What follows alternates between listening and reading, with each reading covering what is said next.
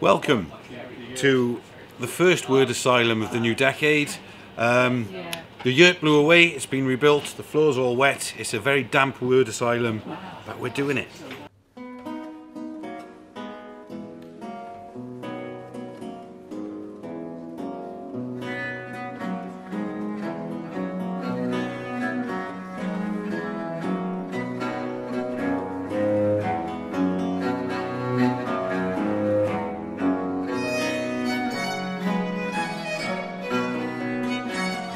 Welcome to Word Asylum number 6. Is it 6? 5? 6? Word Asylum 6. First one of the new decade. A little bit damp, nice and dark in here. I'm going to start with a poem that I wrote about Word Asylum. Okay, so yeah, you know, we've done 6 of these. They've been wonderful events so far. And this poem, I guess, encapsulates what I think it is. Yurt Asylum. A safe place, blue honey laced, a place to recite from behind your face. A place to recite from behind your face. A canvas cave embroidered in many words, candles, faces, our souls poignantly served in the belly of a yurt. A yurt full of magic when the asylum's in flow. Flowing beer, banter and cheer, a poetic party in a wise one's kind of home. Edamame beans flying around in a shiny bowl. Fine foods, fine diction, minds and pictures, rhyming and literature, great cadence, lyrical radiance, bred from miracles under glistening stadiums. Artists bleed words, celebrate in verse, irresistible flows, a cappella power shows. Anarchists with mystic wardrobes, alchemists of linguistic pure gold. Old entities with a distinctive force glow. Writers share the spoils of their intricate and tortured souls. Burning midnight oils and spitting seeds of hope. Lyrically sown to those who wish to be free and those who wish to know. Burning midnight oils and spitting seeds of hope. Lyrically sown to those who wish to be free and those who wish to know. Energy intensified with mesmerized eyes in a peripheral view. Words become electrified, a priceless surprise for the privileged few. Talking tornadoes, spit projectiles, debris from darkened rooms, a soup of expression, a catharsis of moods. A safe place, blue honey laced, a place to recite from behind your face. A canvas cave embroidered in words, candles and faces, our souls will be served. Thanks very much. So I'm going to do a Welsh. It's not all in Welsh, but it's about being Welsh. It's about being from South Wales, growing up in the 80s, not being taught any Welsh, and then kind of feeling bad about it when I've been older, which actually doesn't need to happen. So, South Walian alien. 20th century aliens of the South Wales sprawl. Random smatterings of native tongue was all. The tide only started turning just lately. I knew people of the north didn't really hate me. Learned Welsh from road signs since the 1980s. Learned from Scorio on S4C. Amanda Prothero Thomas taught me more Gymraeg than my GCSEs. Peldroid, Nos Yfory, a better story than Oggy Oggy Oggy once a fortnight after geography. Got it all jumbled from Google. Remembered snippets from St David's Day. The odd song, the odd phrase. Cymru am byth. Sosban fach yn feri ar y tan. Calon lan. Cair y drws yn ach o fi, as said by my nan. Now we are fixing those pre-millennial gaps. A Gwalian renaissance more than perhaps. Flourishing in our linguistic prime. Fluent younglings like birds humming onto old heads shedding new light. Old heads glowing. Light willingly shed. Bigoted ignorance becoming listening instead. From Carnarvon to Castellnedd, from the Forest of Dean to St David's Head. Dual tongues, embraced two at once. Our love for our language is anything but dead. Thank you very much. Now, I'd like to introduce Rachel England. There are no friends like the friends you make in the ladies' pub toilets. It's a short-lived affair, but it's pure and it's true. They have no reason to lie to you and tell you they like your hair or the style of your dress. Thanks, it has pockets. If there wasn't something about you that did leave them impressed, even if it was just the artful way you scraped soggy loo roll off your shoe or looked after a friend while she has a spew. Again. Yes, the ladies' toilets are a cramped, graffitied utopia of human connection where the outside world's demand for polished perfection is put on pause. And love, for these complete strangers, fills the air like a cloud of Chanel No. 5. Pass around your lipstick, pass around your trauma, rage and sing. That smiling face in the mirror doesn't know your name, but in that second they hold you above everything. That intoxicating buzz that comes with reflection affection. Spill your drink, your purse, your guts, cry off your makeup and they'll help you touch her up, your new war paint allies, so indulgent and wise. Men ain't shit, fuck your boss, your housemate sounds like a dick, they agree. Along with all the other things that make having a tipsy pee a little more inspirational. Phones out, selfie mode, this moment, it's meaningful. Hearts fit to burst, captured in millions of colourful pixels. Maybe it's the booze and drugs, maybe it's the air kisses and hugs. Maybe the next day you can't remember those girls or what you were doing together, but you know you are all connected by invisible strings. Because women's pub toilet friendships are a powerful thing.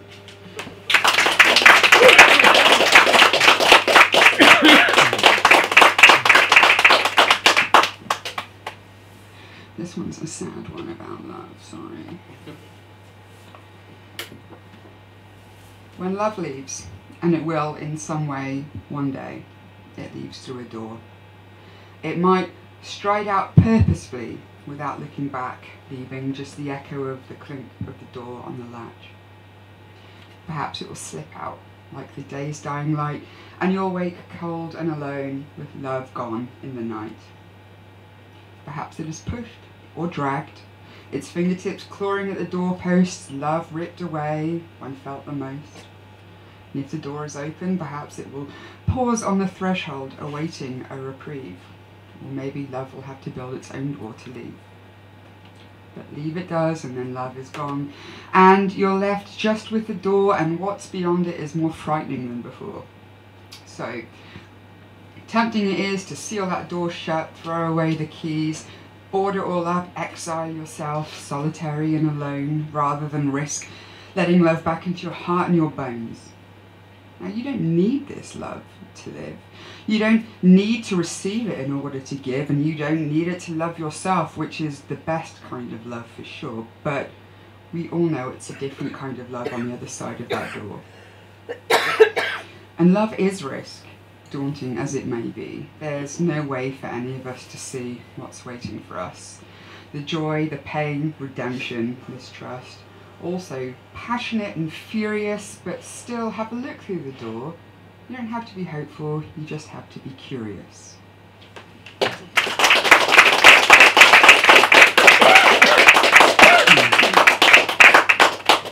And finally, another one about relationships.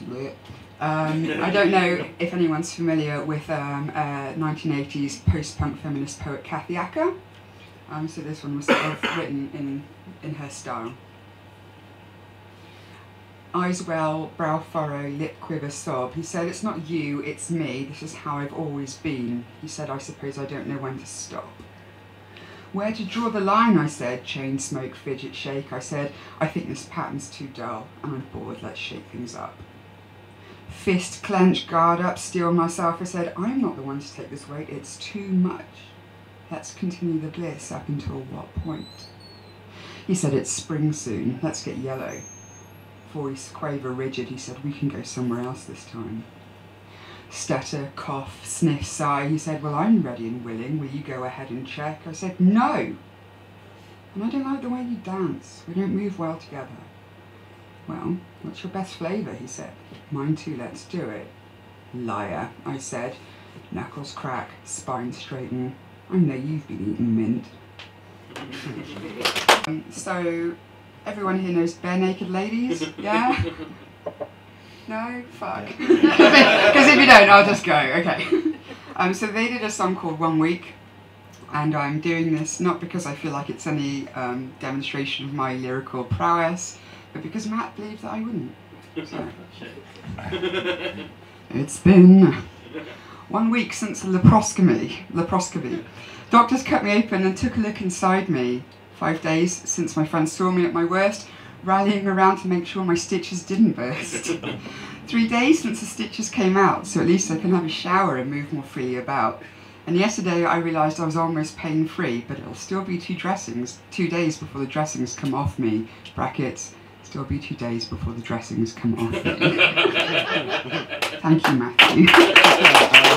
Please welcome Matt Troy.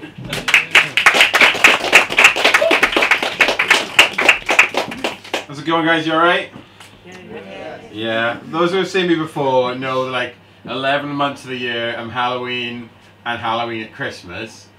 But when February rolls around, I like to put a little bit of love into your life, don't I? So I brought this love poem I wrote, which is long. And it's called Destroy the Sky. Subtitle, The Ballad of Space Juliet and Her Alien Romeo. Deep in outer space, there was this alien race who found their place living on the face of a domed disc, created when their world ceased to exist. And they deigned to take a risk, leaving their war-ravaged home, forsaking ozone for a vaulted spaceship beneath a dome. Ashamed, they raised the new generation unaware that they'd failed to repair their mistakes and lost their planet, and raised them to believe that one day they'd find a new world that was theirs to take and aggressively break by orbital invasion. But now, for an inversion. A love as pure as snow, because in the unlikeliest of landscapes, wildflowers can still grow between 2 teenagers, you know, Space Juliet and her alien Romeo. And their society, by some propriety, was average by design, because why would there be space for greatness when everyone could just be fine?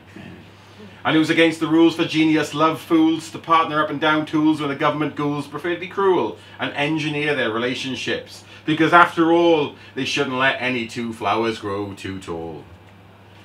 And so, to avoid suspicions and break their traditions, they snuck away on fake errands and mission, and under ideal conditions on a hill, received a transmission on a homemade radio, and realised their ambitions and suddenly understood their position. They caught snippets of some songs, soul, funk and rock and roll, felt sadness and elation, and none of the military stations across their space nation played such sounds, nor music so profound could be found beneath what they did not know was a dome. Like this though. So they triangulated the broadcast, and they realised pretty fast that the die was now cast for 2 social outcasts, and they'd found their goal at last. But soon their plans were thwarted by concerned parents who resorted to marry her to a groom, computated and sorted to society's distorted idea of marriage, and he got exported to work at a factory that supported the military system. But whenever unescorted, they met and cavorted, knowing that their dream would never truly be aborted, and it would one day come true.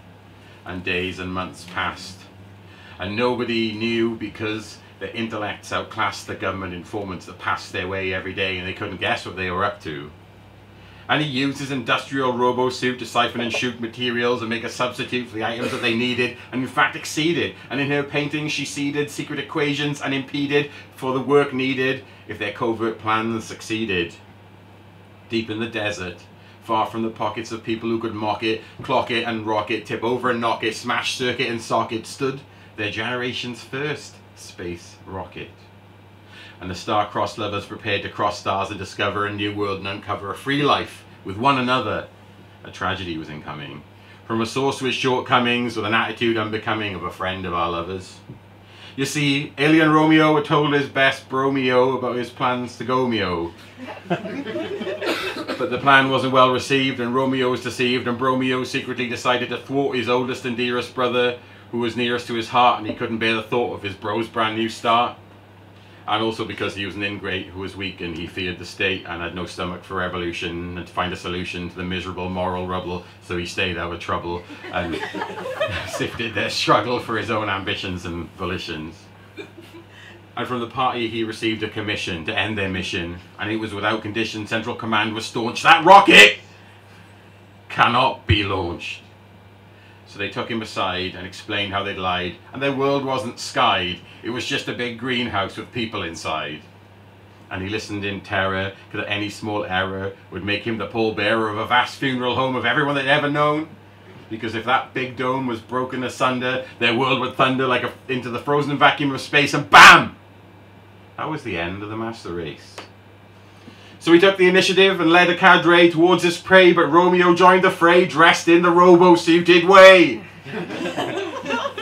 And he brought Juliet a chance to get the thrusters ignited as industrial robot and fascist company fought. Pneumatic fists shattered, soldier armour and battered, car-mounted cannons rattled, and infantry scattered, and his bro took aim with anti-tank fire and cut through the metal and wire. Romeo bot-lobbed cars and debris, but to his enemy's glee, his robo-suit was burning. No amount of yearning could save him now, but somehow, over the static of his failing machine, he got a message to the screens of the rocket of how his brother was in the party's pocket, and how he was about to die in a hail of ammunition, and to hit the ignition and escape towards Earth, so this would all be worth something, and that he loved her, and that he always would, across stars and ages, more than homemade radios and homemade rocket stages, cryptic paintings and gauges, stolen moments in secluded groves. This was true love. And the line went silent as a violent explosion tore through the skin of the robot, leaving Romeo unguarded and easily bombarded by his remaining foes, who'd won this round because his transmissions had revealed where the rocket would be found. But the risk, of course, was calculated by him, and they wouldn't get there before she would win and launch the vessel into the sky after correcting her trajectory. Oh my, look at the world down there spread out below. Look at the army coming. Ha ha, too slow. Because now off she goes, despite Central Command's cries over the little radio that they'd built together that one time, in which all of their love was forever entwined. Stop, don't go too high, you'll destroy the sky. She flipped the switch, whatever, goodbye. And after altering her route again, because for some reason their sums are off when prepping to blast off from what they assumed was a sphere, and then it became clear, too late, too near, proximity alarm, that the rocket's nose was strong and came to no harm. But the vaulted filament of this false atmosphere shattered, and their worst fears came true, cracking open the aerial ocean as shards of plexiglass, squads of soldiers and vehicles shot off in slow motion, and the vented atmosphere changed the direction of this cracked urn, and saw it tilt and turn until it began to burn in the photosphere of a nearby sun. And then there was one, drifting free through inauspicious stars, towards an Earth that didn't realize she had saved it from invasion at the hands of an aggressive advanced civilization. And though parting is such sweet sorrow, and there's a whole alien race I won't see tomorrow, amidst the megadeaths and wreckages, you know, of Space Juliet and her alien Romeo. Thank you, folks. Next up to the mic, please welcome Taz.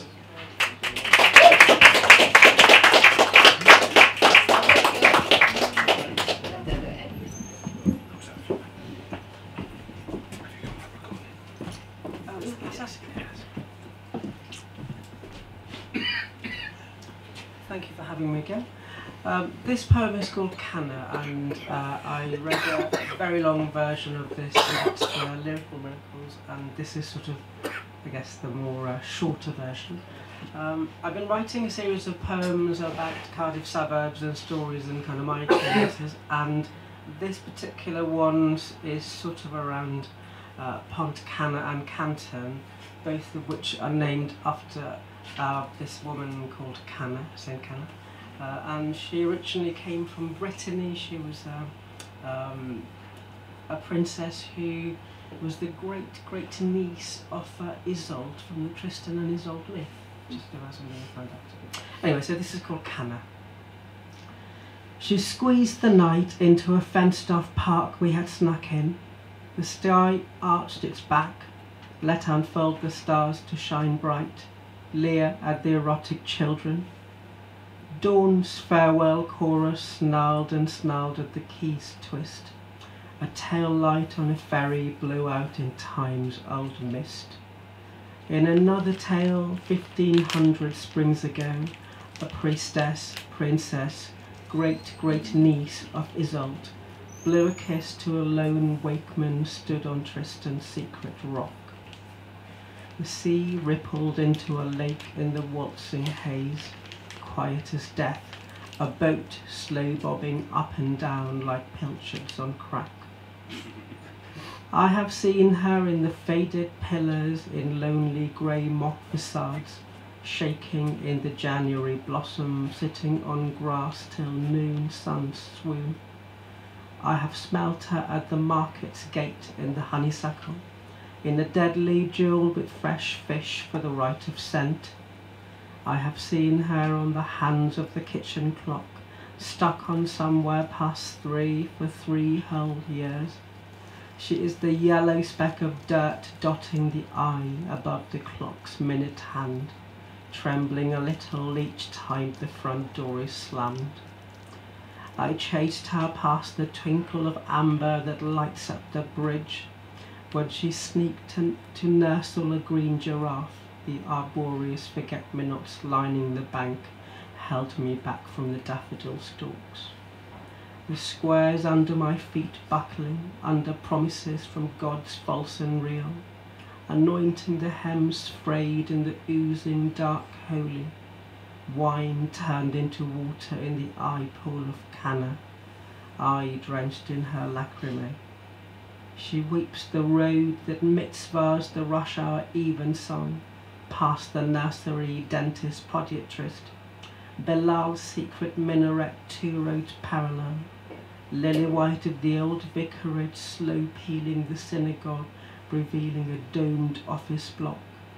Under the domes imaginary rabbis officiate the procurement of challah. My turn left too soon into bright green smudge across the path none had trod. The ghost of engineers shriek in the purple of the bickering parsons, the anathema of the Gentiles united in their lost fight against stale moss.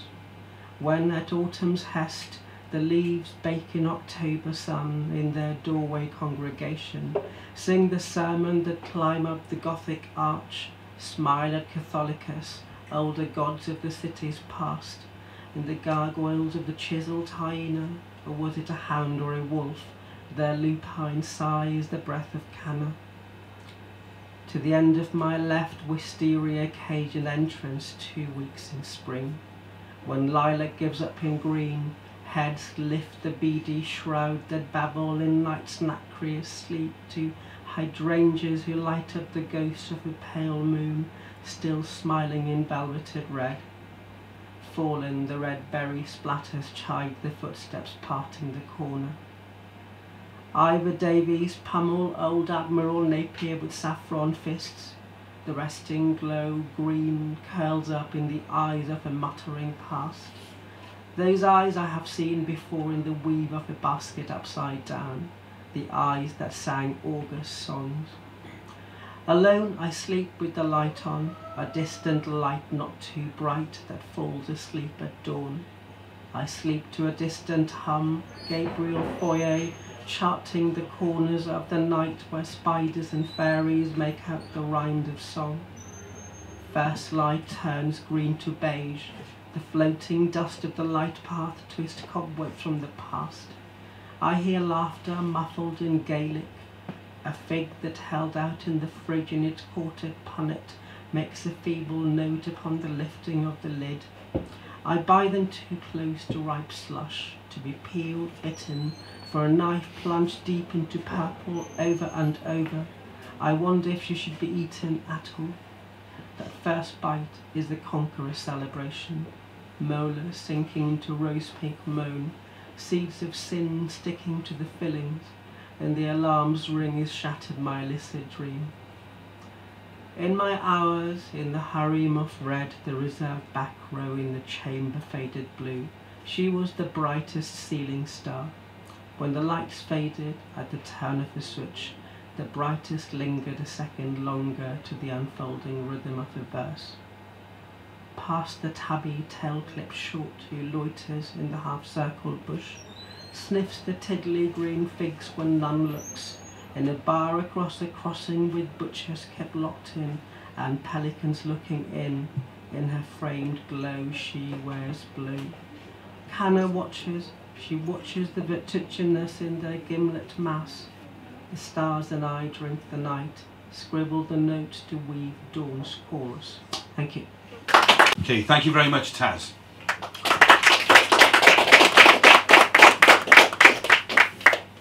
And next up to my memory is so bad today. And next up to the mic, please welcome Hilde.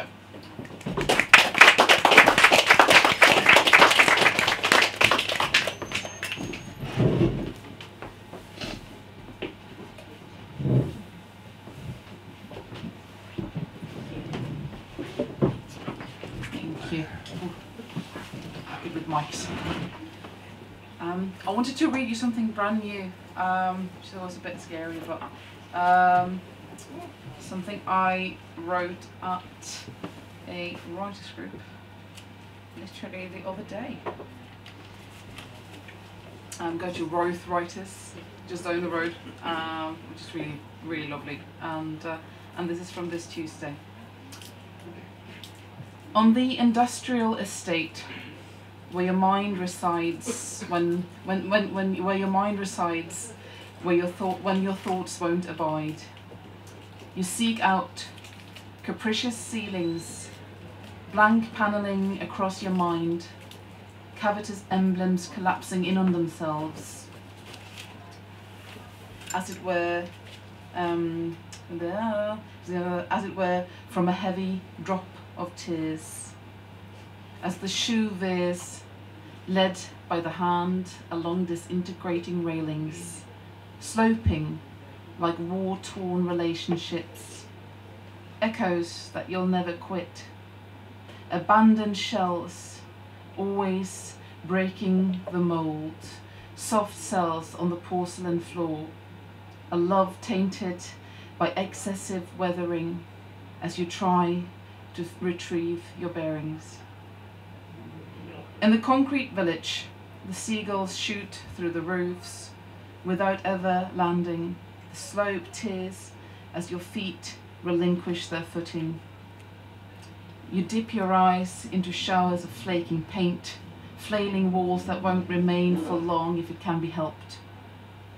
Your heart yelps at the darkness, but the voice is ash for the masses. Thank you.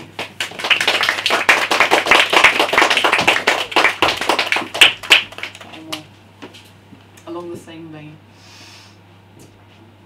I need a release from this lease that put its hold on me, back when my stare was blank and my canvas free, to mould into shapes that could live in this body, still to fill to the brim with feels that could will me to feel, and leave balls of restraint like sweet, self-preserving cells that case the skeleton and lets the mind roam freed.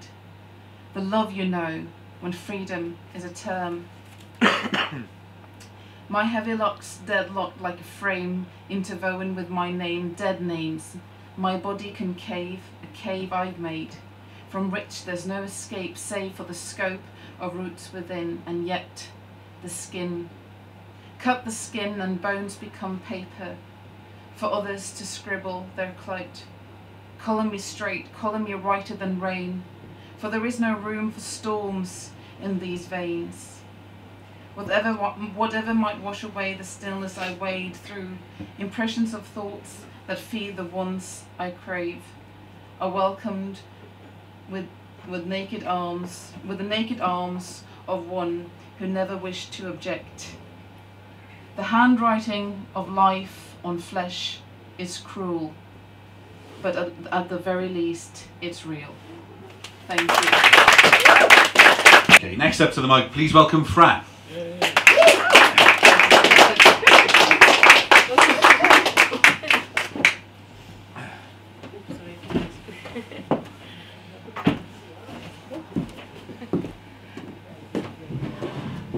Good evening.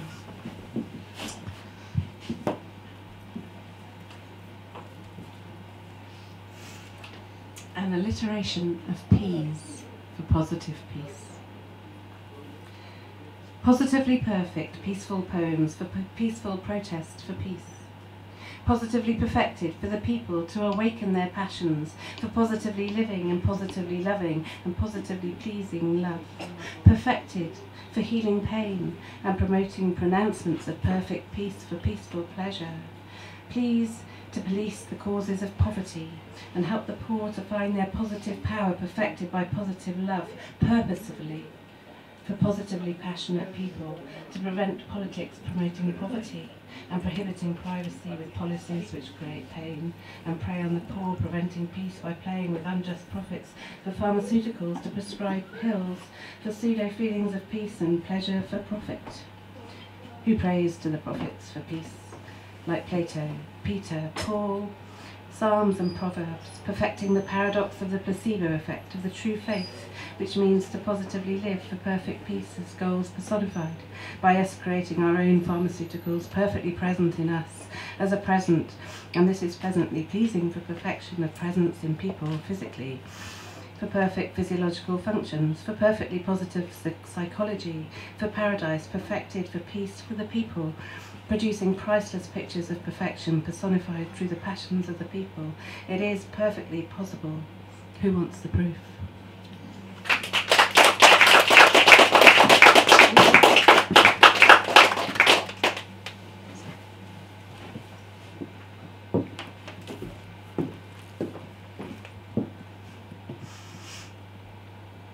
Sign of the times. The last days, 2 Timothy 3.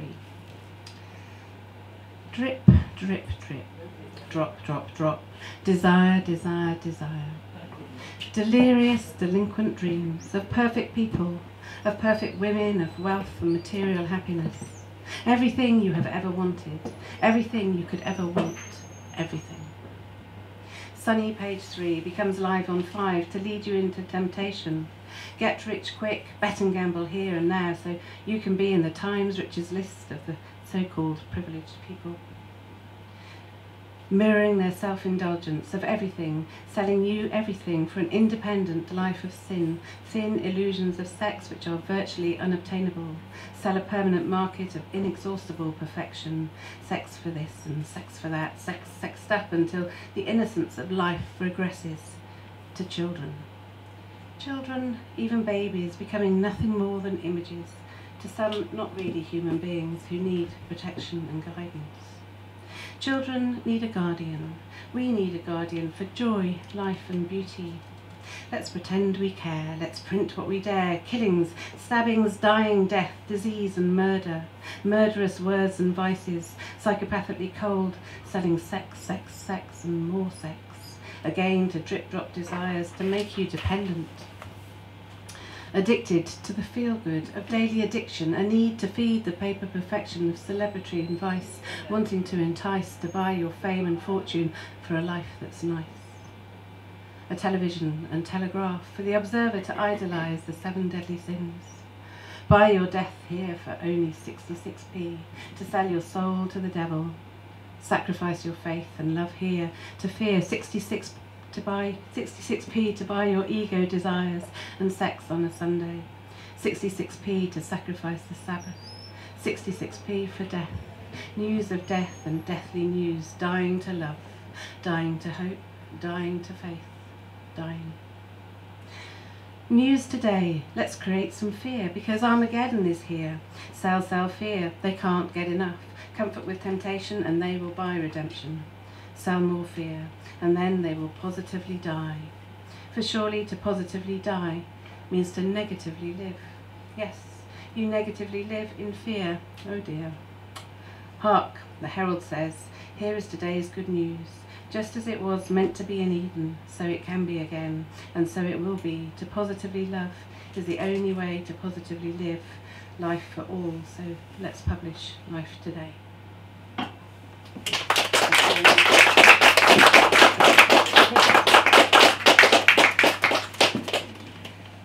Following on from that one.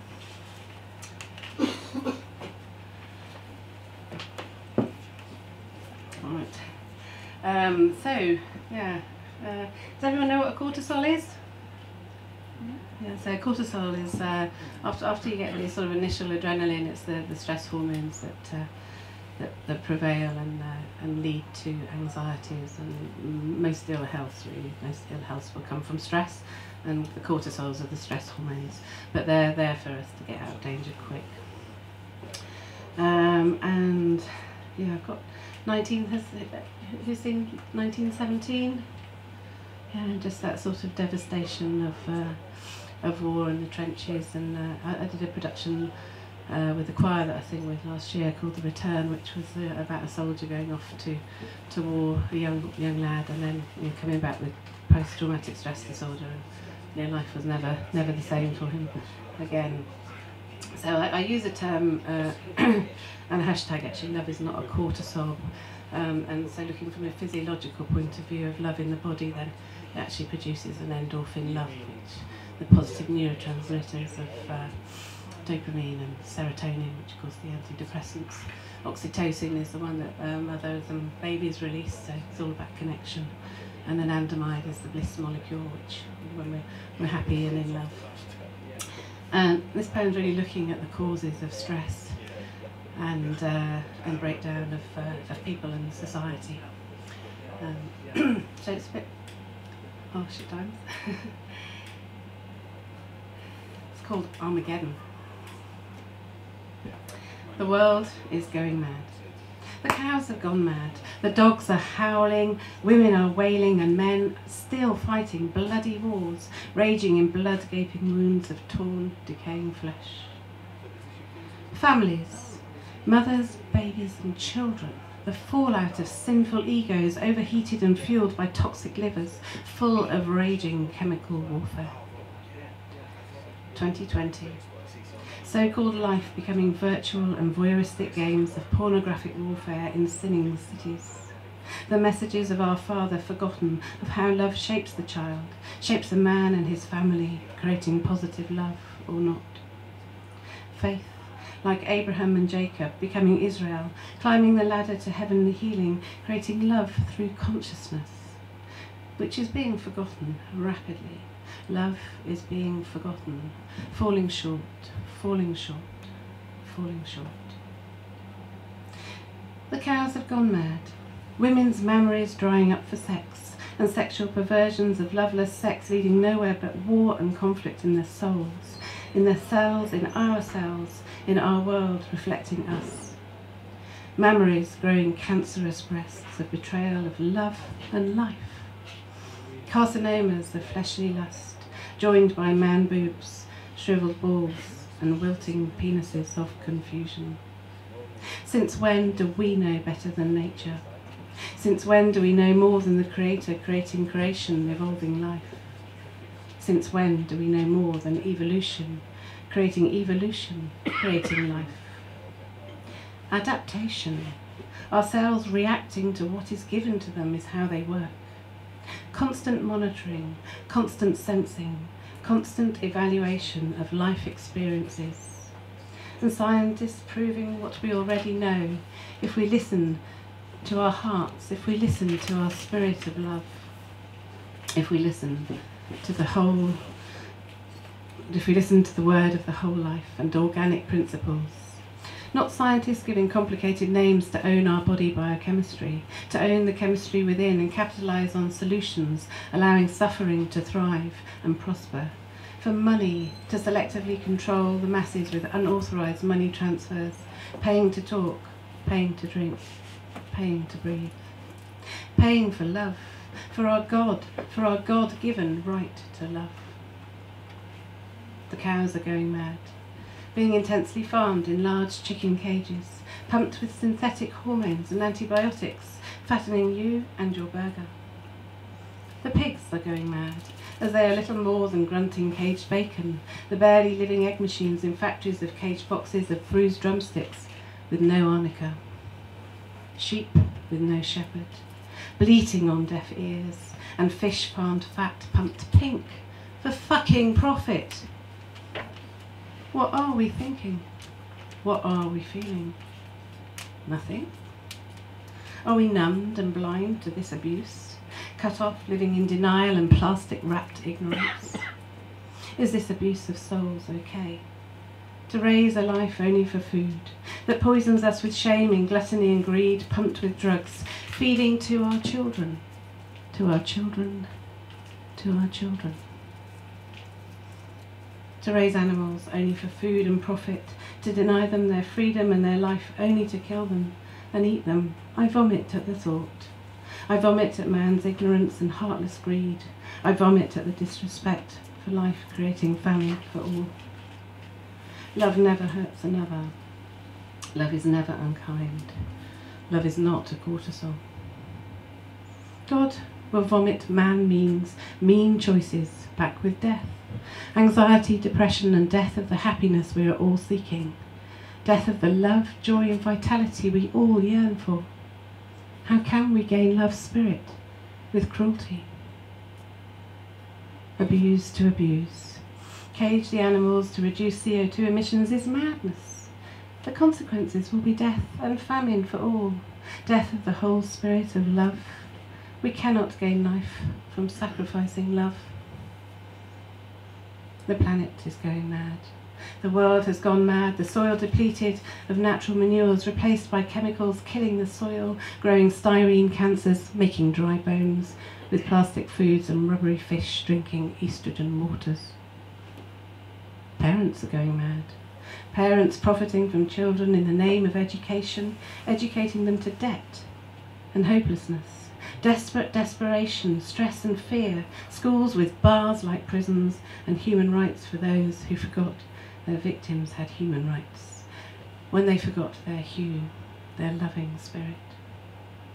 Freedom in jail and slavery in the world for utilities with no utility, a loss of joy, laughter and happiness, when man is being mean, when man is not being gentle and kind. I am here to remind, perhaps inform, that love is not a cortisol. Wake up, man and women, and all in between, before it is too late. Wake up in order to get up and stand on two legs. Do not devolve into sin and hell in your hindbrain by creating your own holograms of fears caged. What holograms taught you fear? Wake up, stand up to love, an abundance of good that is here. Wake up to all that is sustainable with love and positive thoughts, with faith, the assured expectation of good. Wake up before it's too late. Wake up, we are the ones to make this world beautiful and kind. The world is going mad. People are getting mad. The world is mad. The people are rightly mad. The world is going mad with too much stress on good people. The world is going mad. Love is not a cortisol stress hormone. The end is nigh. The end, the release of the endorphins, the dopamine, the serotonin, the oxytocin, the anandamide, binding our blood in marriage with love, which is always positive. The endorphin is the end. The end is the beginning of the word endorphin. His love in our blood, the beginning of freedom from stress. The end is the beginning of his promise. The end is the beginning, for look, I am making all things new. Mike, do please welcome Alastair.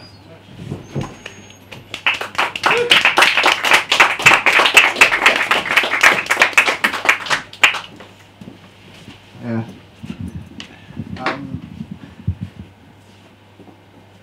Brown eyes engulfed with fake fur, the light blurs my heart through offensive t-shirt, could not be stirred by this, only shaken as a ragtag secret agent fixes his gaze, readies his praise and fucking displays nothing but the calm of a sleeping child. You look wild, let's make a night of it.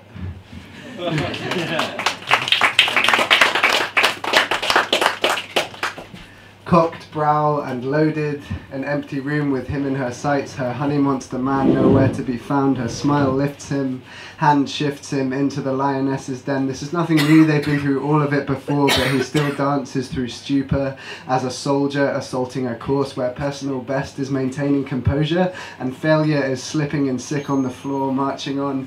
His tactics are failing, his arms are flailing, he knows he's in trouble when his stomach starts stirring, his words are slurring, eyes blur but stay sharp on hers. She pulls him closer as the door bangs open. I love this song! And the moment is gone. Calmer one. I really like Twamley's TripAdvisor poem. And I feel like this one would be like a review left on that TripAdvisor. It's about a trip. And yeah, Finn's going to play some guitar very kindly.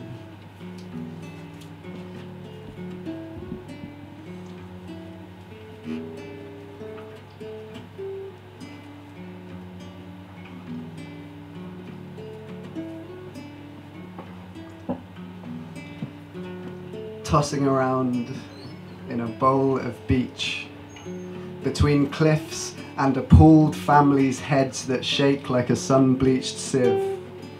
A rented gaggle of scoundrels in need of a good, deep rinse, riding white swans, burying each other, wigging out, sunburned, ecstatic, pulsing into flakes of sediment with gills of seaweed waving from each spectral grain, oiling our pores in grimy, shiny, losing it, lost. Afraid of finding ourselves parched and screaming, but profoundly found in one of too many bags of mystical, mycelial, miscellaneous, drenched in blue cream and billowing garments, kissing rock pools and partner dancing with the first proper people to not fall through this sieve in years of panning for a helping of helping. Prying my pupils from the silt to hold you all close like a kid with all the toys in the sandpit, bunching you up like a little prince with a planet of blankets pressed to his panicking breast, leaning on a trail charted 6 months hence, filing it all under long term as the short seeps beneath glimpses of delirium. We're all here, we have everything, we've got everyone, keep out of the road. We're all here. We have everything. We've got everyone.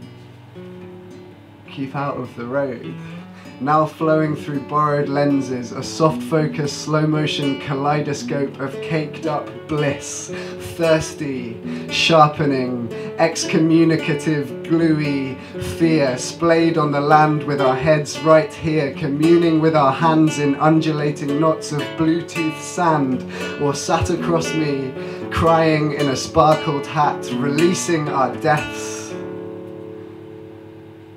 in relief that all this has been just that, a puzzle we chucked out for the picture on the box.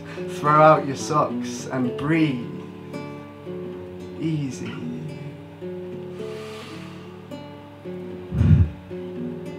Breathe, easy.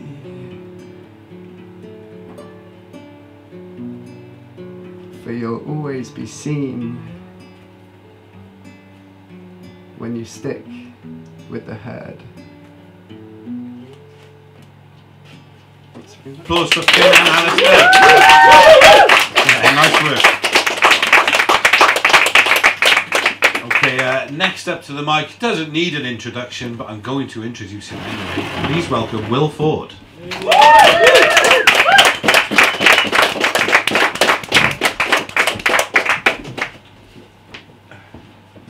I'm going to momentarily lower the tone after that. Because it's Valentine's Day tomorrow, and because I'm doing carpet in the pub on Sunday, and the theme of that is romance, everything that I do is going to be in some way connected with love, romance, and good and bad things about that. And I'm going to start with this. Shot through the heart! And you're to blame, darling, you give archery a bad name. You hit my heart with your piss pouring, darling. darling, you give archery a bad name. You give archery a bad name.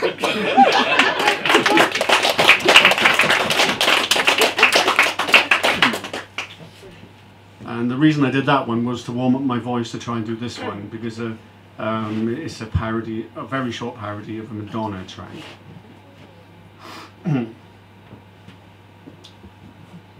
If you inject Botox into your face, make sure the dosage is in the right place. You're frozen.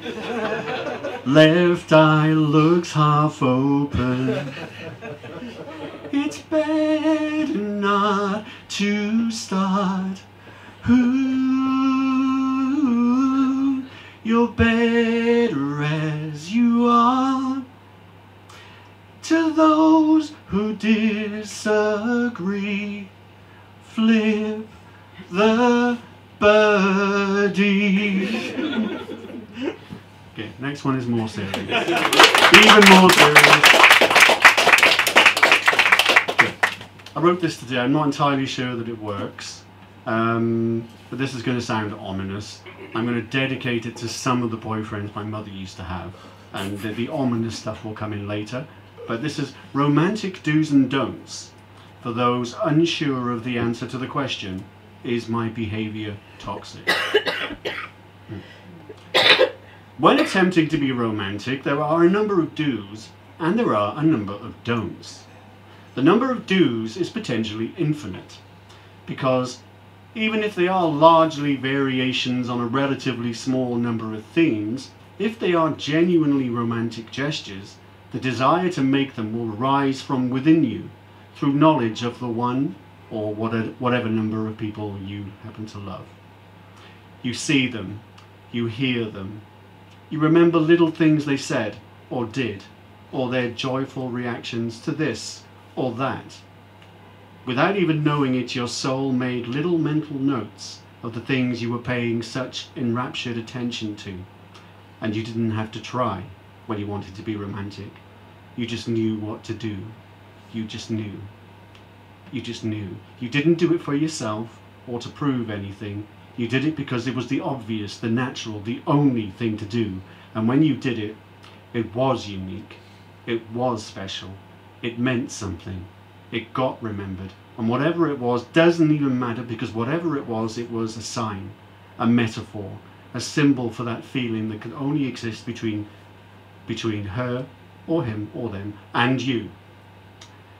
And while that feeling exists, and when it is real in more than one heart, almost anything positive you do becomes a romantic do. But if it all goes wrong, if it fades away, or it was never a thing except in your own imagination, some things that in other circumstances might have been romantic do's automatically become romantic don'ts. Flowers. Don't. Phone calls. Don't.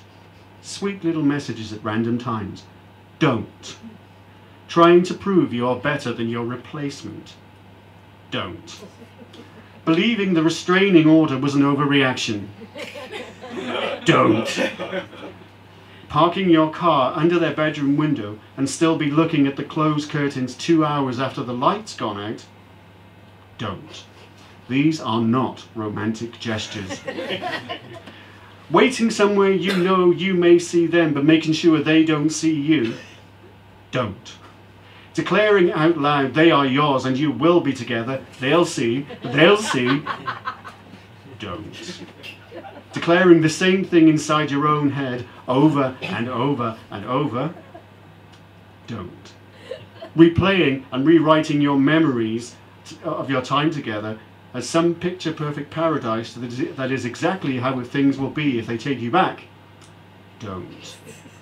Telling them you will do yourself in if they don't take you back, and that will be the ultimate proof of how they can't live without you. Don't. Thinking they are mine, and if I can't have them, nobody will have them. Don't. Thinking, don't they know how much I love them? How can they do this to me? No. I'll show them. I'll show them how it feels to suffer. fucking don't. These are not romantic gestures. Whatever it once was, assuming it was once real, if that connection between you is gone, it is gone. And the only romantic do left to you, no matter how much it hurts, is move on and let them do the same. And if you can't or won't, everything you do that feels like a romantic do to you is a romantic don't. Okay, that was that.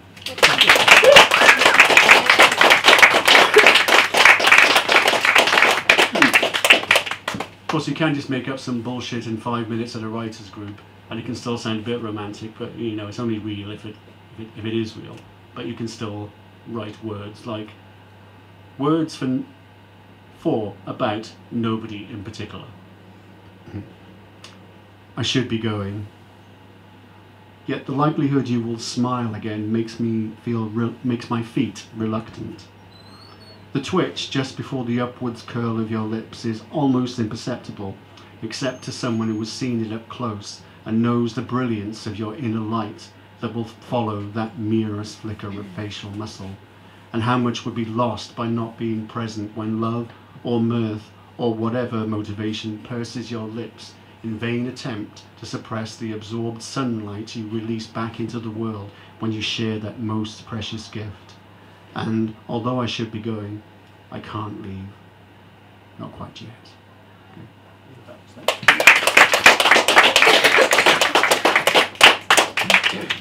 And sometimes it's all a bit more animalistic. This is called With a Phoenix Grin.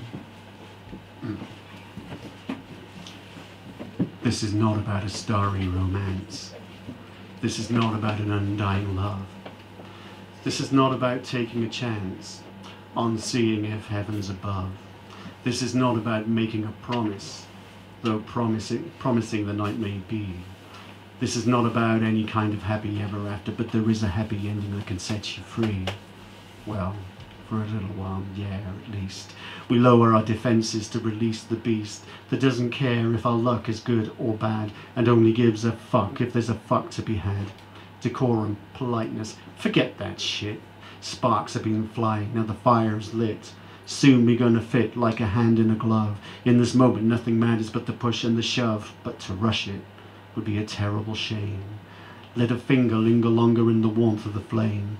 No recriminations, no guilt, no blame. As I dance around the edges till you say my name. Dance around the edges till you say my name. Dance around the edges till you say my name. Dance around the edges till you say my name. Take a deep breath.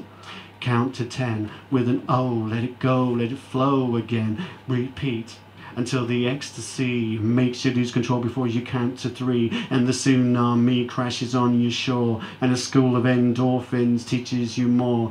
Consciousness returns to your eyes that for a moment hold nothing but a look of surprise at the rest of the world returning to existence after being banished by our urging insistence to the surrendering of the fire within. Reborn from the ashes with a phoenix grin. Reborn from the ashes with a phoenix grin. Reborn from the ashes with a phoenix grin. This is not about a starry romance. This is not about an undying love.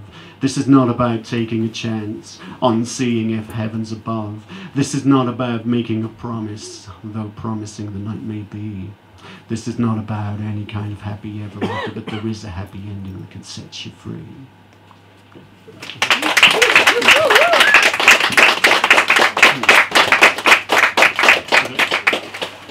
This is one I wrote on a very cold day, and it's called Cold. Woke up one morning to find something had changed. Couldn't see so clearly the outline of the flame, but we put such thoughts aside to build our day to day, because to fix what needed fixing, surely love would find a way. Cold on the inside when, cold in the winter when the light's fading away, and cold is the comfort in the empty words we say, and cold is the handshake that amounts to a goodbye, and cold is the echo in the words at least we tried. It's cold. Drifting deep in heart space, lost among the stars. Remember when it felt like the universe was ours. The fall to earth was sudden, the impact took its toll. Burned up on re-entry, then frozen to the bone. Cold in the winter when the light's slipping away, and cold is the comfort in the empty things we say, and cold is the handshake that amounts to a goodbye, and cold is the echo in the words at least we tried. It's cold. So if you wake up one morning and it feels like something's changed, don't waste one moment, just focus on that flame before it gets too cold, before it gets too cold, before it gets too cold in the winter when the light's slipping away, and cold is the comfort in the empty things we say, and cold is the handshake that amounts to a goodbye, and cold is the echo in the words at least we tried. It's cold. That was cold.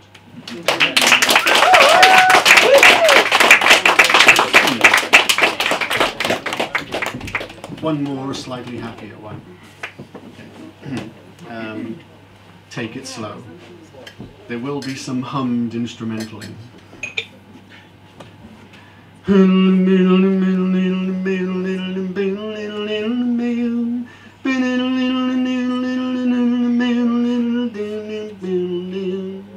Sometimes I find myself wondering just who I am. Then I remember I'm your man. The world revolves around you, no excess of evil here. Just a crucible of burning love, no tears. Take it nice and easy, I'm in no hurry to go. Take it nice and easy, take it slow. They could say the world was ending and I wouldn't want to know. Take it nice and easy, take it slow. Candlelight moves gently in the autumn evening breeze, clothing falling from us just like leaves. Sometimes I doubt it creeps on in, and I cannot believe you could be so generous to me. Take it nice and easy, I'm in no hurry to go. Take it nice and easy, take it slow. They could say the world was ending and I wouldn't want to know. Take it nice and easy, take it slow. Instrumental.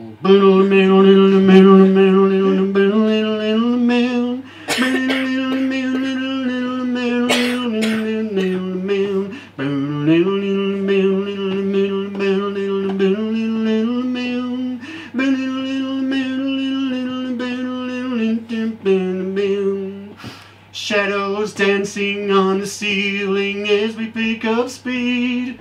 Urgency dictated by our need. But as I start to lose control, you sigh, oh baby, please.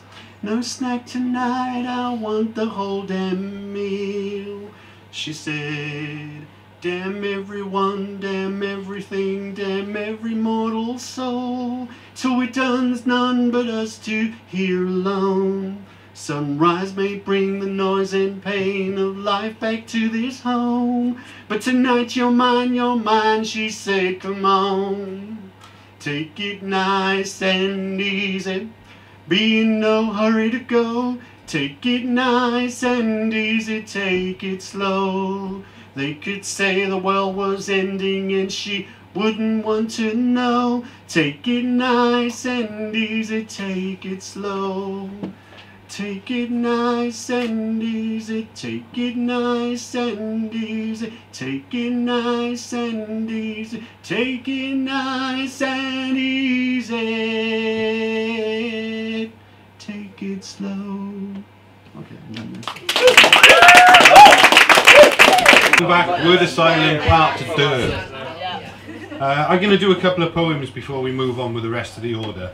I've done a love poem because it's Valentine's, and I don't think I've ever said a love poem. Well, it's kind of about, you know, that little butterfly in the tummy feeling. God, that butterfly tummy in the feeling. Butterfly feeling in the tummy, that's the one, right? Delightful dips on a lifelong trip.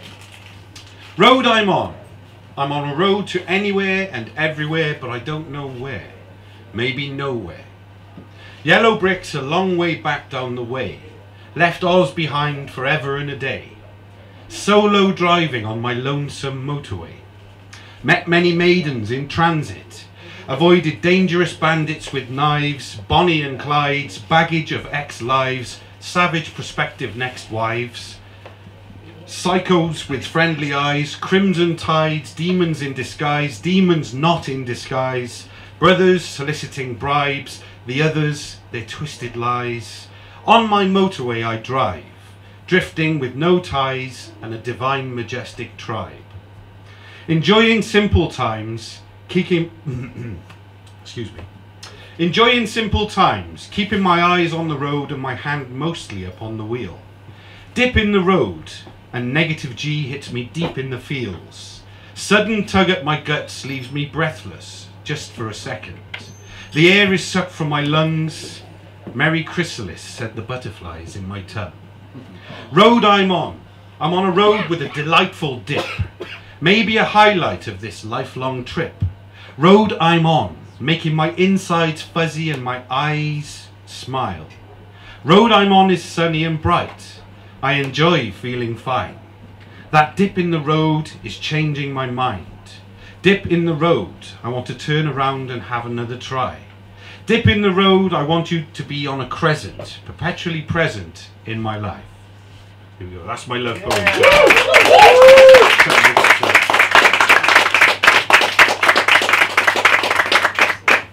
Okay, this one's it's about Felix Baumgartner jumping out of a plane, wherever the fuck he was, 10 miles up or whatever it was, and it's about what it would be like to be falling that fast. Atmospheric dynamics. Liquid calcium bones, cat life number 7, balloon stretching, scraping heavens. Oh good heavens, my spine is heavy and my tongue is made of leather. It's time. Dive. Sky high air pressure, super low with cold slipping through my soul. Head's about to explode. Wristwatch is alright, it's Casio, Indiglo. I can't reach the button though. Twisting, twisting, swollen wrists, heels are tingling, blood is fizzing, particles whizzing, whizzing, whizzing past, super fast, too fast, too fast, too fucking fast. Ears bursting, lungs are hurting, hurtling, hurtling, hurtling, unconscious, responseless. Spiral falling, helpless leaf, twisting corkscrew, breaking human speed limit. Insane vortex with dreamy, dizzy me in it. In my dream I'm in a fizzy sea, swimming, descending, descending, descending. Awake! Fuck, I'm still falling. Newton's given me warning, ultimate warning. Falling, falling, falling. Terminal velocity, eyelids frosty, horizon spinning, sun dawning between my knees. Permanently reverse yawning, gravity clawing, twirling, whirling, screaming vapor. Rapid breathing, crashing through God's glorious ceiling. Thickening air with altitude decreasing, decreasing, decreasing fast. Friction increasing, increasing, increasing fast. Land in picture, sky in picture, Mother Nature's dormant sisters twinkle in the distance. Temperature shifting, air resistance, face rippling, beard is whistling. Ripcord needs ripping, where the fuck is it? Gripping, gripping, gripping, grip it, suddenly lifting. Lifting, it feels like I'm lifting. Parachute lifting, intestines untwisting. Parachute drifting, adrenal glands still blistering. Drifting. I'm compelled to sing with a hedonistic grin. I just did 800 miles an hour on my chin with no engine and no wings. Now I'm floating in an upside down tent on some strings. Ah, the little things, the little things. Pretty painted pictures, drifting, drifting. Pretty pictures, distant sea glistening, panoramic duty on milestone duty. Drifting, drifting. Marker in vision, visors misted up. Jumpsuit is itching, no room for a rash decision, going for precision with feet in crash position. Touchdown, heels wound the ground, soul makes friction, roll around.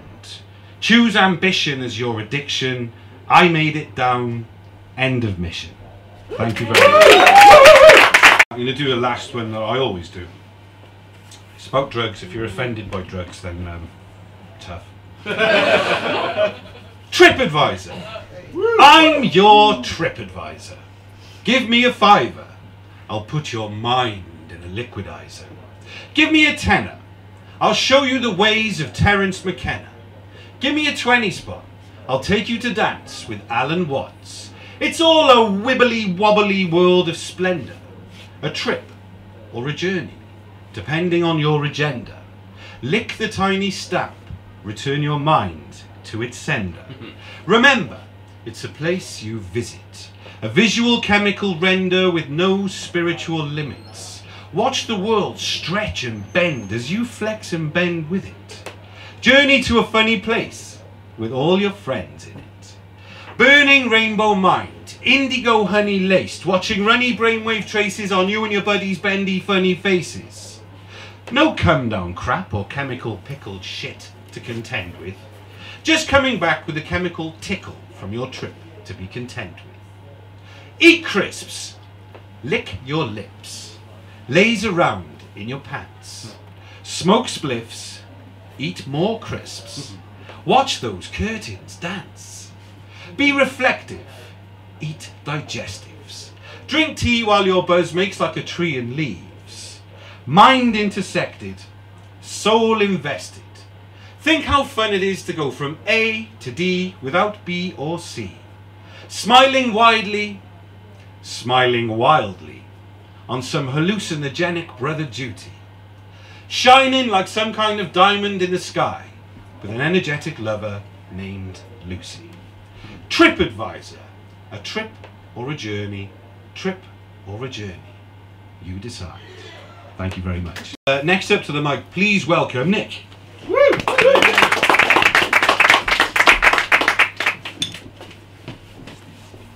Evening.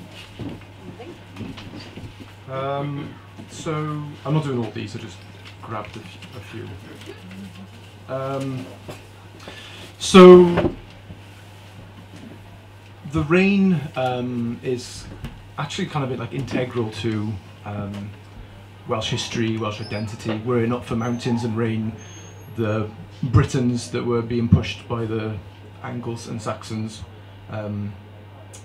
would have ceased to be were there not any mountains. So I've wrote a few about how our identity is linked to those things. So this is kind of one of them. And when there would be sort of invading armies, Norman armies into Wales, the Welsh would kind of fight like a guerrilla warfare and disappear, and some of the English kind of soldiers would think that the Welsh princes could control the weather. It just pissed down all the time, but you know. Ode to the rain. That which fell down and soaked our skins so thoroughly.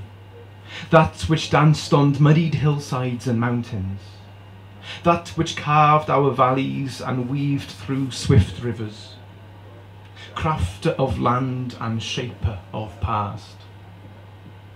But it will not tell you or ask you for thanks. of how it fueled crops, fed livestock and ripped through raw rock, of how it stood with us as we faced those who would invade, of how it shielded us as we lay in ambush at those that would hunt us. Were it not for the rain, we simply would not be. Outnumbered and outgunned, but hidden by rock and rain and forest, we could strike and disappear. To them, rain wreaked havoc, but to us, it was magic. So, thank you.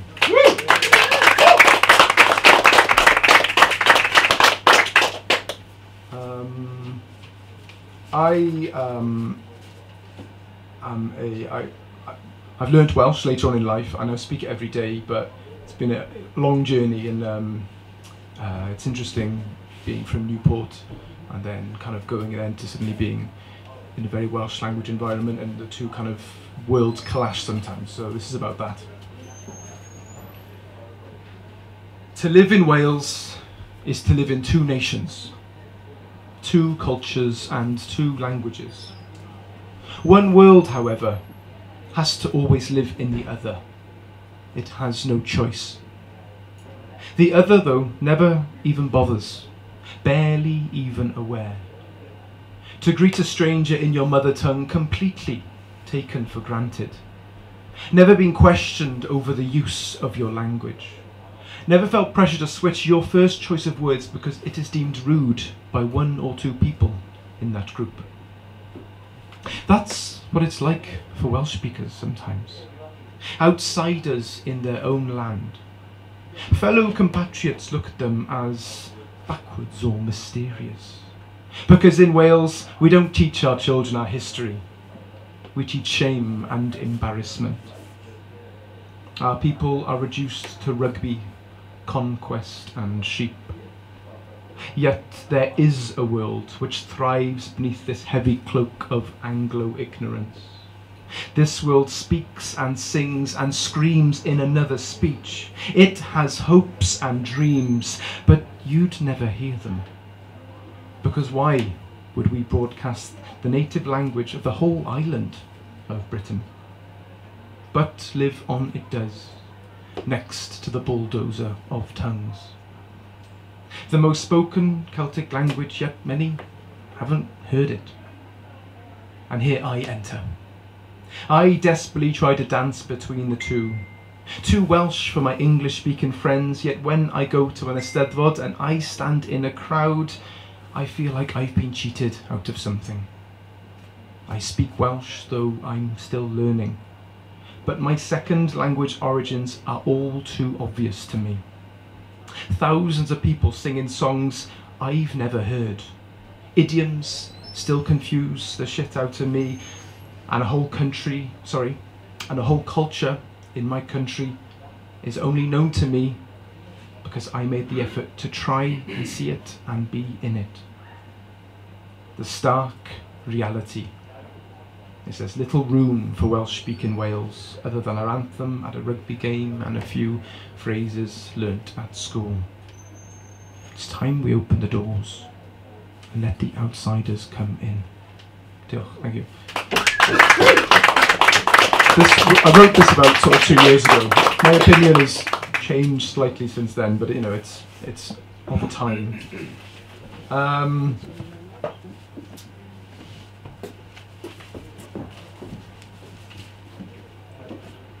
The ramblings of old men. They will retell tales of glory and better days. Do you see how the gold of the past shines in their eyes? Thinking of how things were better back then, of when they felt strong. They feed each other's egos and concur with their claims. They care not for the pain of the past or the inconvenience of truth. Of how the sun of empire that could never set, they say, cast millions in shadow. They hold hopelessly on to a half history where men like them were hailed as heroes. Deaf to the decades of change, they deny the damage. Failing to give legitimacy to the fatal legacy of white Western supremacy. Burrowing deep, greedily in the bliss of ignorance. Building walls thick, brick after brick. Fueled by online frenzies of Murdoch-owned media, they embrace their hidden ruler's agenda. Quick to anger at any challenge from some lefty liberal snowflake. Grouped in gangs, they sit in pubs. Here their stoic defence holds. Never meeting those that they judge so. Impossible to penetrate their red poppy wearing pride. They sip the bitter beer that will never be as cheap as it used to be. Focusing on the past because they're afraid of the future and unaware of the present and the potential of progress. And afraid of everything, they sit and hate. Diolch, thank you. I got like one more that is a bit happier. You know when you like sort of first meet someone and you fancy them, and there's a moment where they kind of just invade your thoughts and you don't want them to, but they're just always there. So this is about that, and it's completely ridiculous. I'm not really like this, but it's, you know, it's a poem, isn't it? Isn't it funny how songs change meaning when you fancy someone? I was there, blissfully unaware that a song I'd always loved came out of nowhere, and my brain shoved a new meaning in my face, one I couldn't escape. Now, I knew I liked this girl, don't get me wrong. That day I'd been infested with butterflies, but this song burst into my ears, and my heart knew loud and clear that the words being played had been made for me and her in mind, because we were one of a kind. What are the chances of that happening once? That song was for us? I tell you, I was shook. I tell you, it took but a look, and I was hooked to her. And as these words came at me from this track, I knew there was no going back. Then smack, the next tune came on, and what the hell, it was the same with this song. Oh, apologies. My days. It was the same with this song. Every word, line after line, every listen, time after time, reminded me of this girl that I liked. I was out of breath, like I'd hiked a Pen y Fan. It was a stress, but in that moment, I was ready to be woman and man. I mean, it wasn't a plan, but 2 songs in a row, now that was good to know. I'm sure it was unique. Just like when I would try and speak with her, I would go weak at the knees with her, I'd freeze in disbelief at her. Then the 3rd song came on. I know 3 is the magic number, but this one shone. It described us perfectly. It made me have a sense of urgency, because clearly it meant that you and me should just be together forever. Not really. Okay.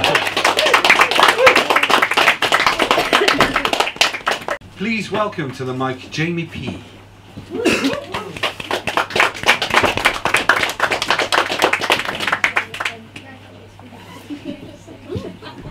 Good evening. I stand loosely left. We just met, step back with that boozy breath. Choose your quest, life will soon be death. Who'll be left in the end when you're oozing with regret, such a stench. It's hard to explain how my head works. I told you what hurt, you dropped me like a lead bird. Stay out of affairs that do not concern you. A lesson not learned's gonna come back to burn you. What's left to prove? Best watch your attitude, or fall from great latitude when karma comes after you. What you got to lose? Go live the life you choose. Make your own rules and go and do what you're supposed to do. Watch what you're open to and how you're spoken to. I hope the road's smooth and you get where you're going to.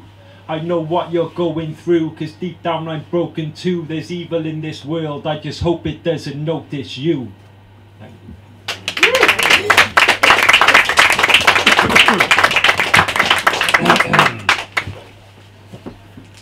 Sorry I'm late again. I left my brain at a rave up on the astral plane. Safe for waiting. I appreciate your patience, and if you bear with me, I swear I'll make some changes I forget. Was it right or was it left, or just the speckled effects of a youth misspent, no regrets? See, I'm all out with debt, cause all the people I owe money to think that I'm dead, no stress. I'm feeling healthy mentally, and people keep on telling me I look in my 20s.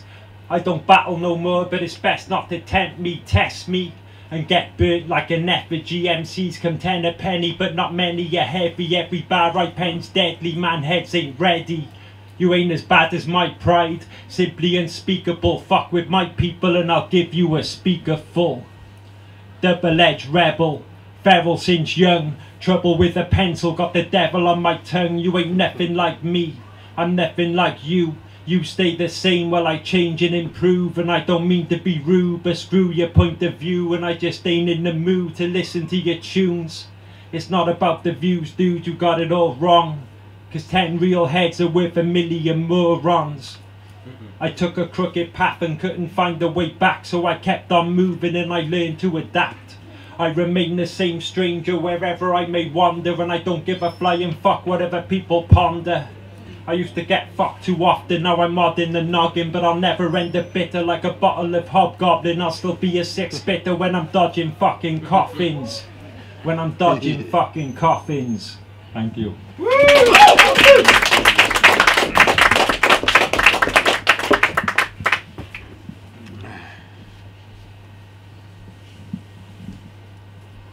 I left Earth in search of higher planes of escapism.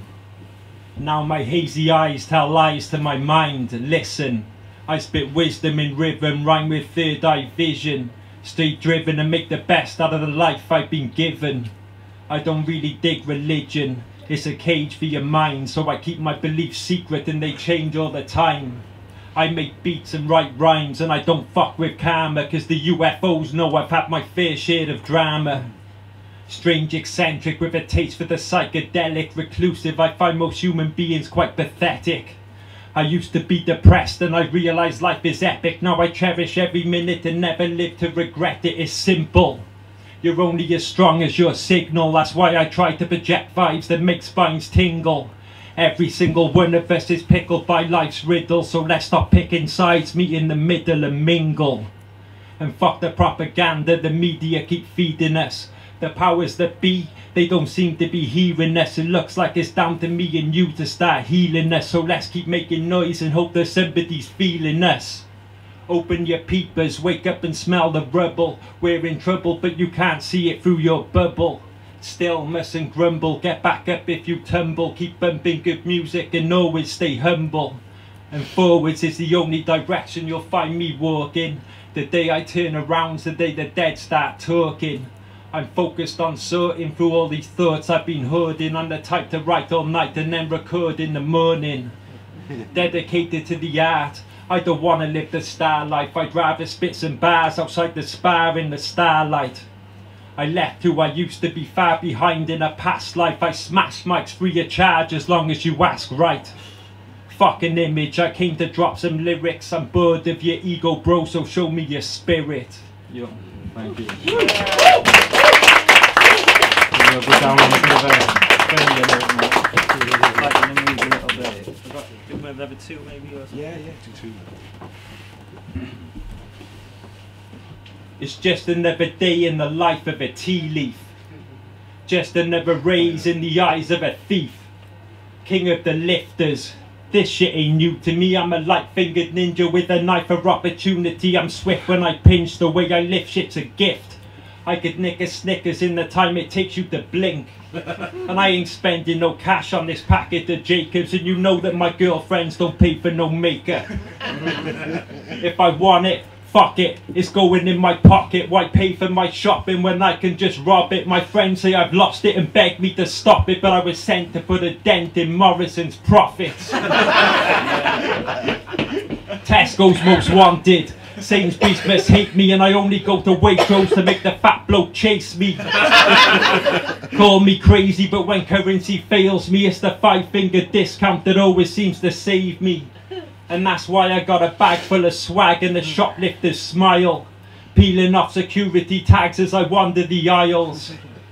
I got a bag full of swag and a shoplifter's smile, cause paying for my items is just not my style. Chilling in HMV, seeing what I can thieve, but the security card keeps looking over at me. There's a CD down my trousers, a pair of Beats at my sleeve, and you know I'm gonna steal some DVDs before I leave. I'm a great believer in stealing from IKEA. When I'm browsing the shelves, they have no idea. There's a flat pack in my backpack, some batteries in my jacket. Props for popping everything in such handy packets. If I don't really need it, I'll steal it anyway. If I can get away with it, there's no way I'm gonna pay. And I offer no apology for this hobby of mine, cause these shops are more than happy to keep robbing me blind. So if I like it, I'm more than likely to swipe it. I was born with luck and I'm not afraid to try it. I'd rather take the risk than pay these fucking prices, cause I die a bit inside every time I have to buy shit. And that's why I got a bag full of swag and a shoplifter's smile, peeling off security tags as I wander the aisles. I got a bag full of swag and a shoplifter's smile, cause paying for my items is just not my style.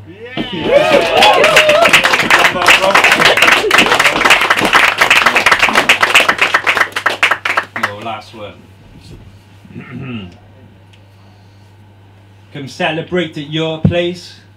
Mate, that sounds great. I may show my face, it all depends on how the weather tastes. I'm making lemonade as the pace of life accelerates. I make mistakes but keep working the way my lessons pave. Life is a dance of interdimensional energy, never to be explained like a dimethyltryptamine entity. Don't ever tell me my mind isn't healthy. It'll be a cold day in hell when I let anybody help me. I'm not interested in the things you're impressed with. I'm into the type of shit they tell you not to mess with. Nothing gets you further in this world than being selfish, so fuck whatever it is you need that little bit of help with. Life ain't no joke, some cope, some don't. Some will hang themselves if you give them enough rope. Some live for dope, stay broke and lose hope. Some will see through the smoke screen, and again most won't. I was jumping to conclusions, one jumped back at me. I was under an illusion till I was struck by a tragedy. Life's been rough on my sanity. I got nothing but love for the few who still stand with me. The misty morning air begins to fill my lungs up as I walk these grassy hills in search of sacred fungus. Wonders wonder what lies in the skies above us. If there's life in outer space, do they hate us or love us? I'd say it's a safe bet we ain't on the same wavelength. I go from strength to strength, you wake up to the same stench. I've seen life, death in between and all the rest. You'll never see progress as you focus on the process. Unless you focus on the process, you'll never see progress as you focus on the process. I ain't leaving the house today, there's no way I'm bothering. I don't care what they're offering, I'm chilling with my offspring. Peace, thank you.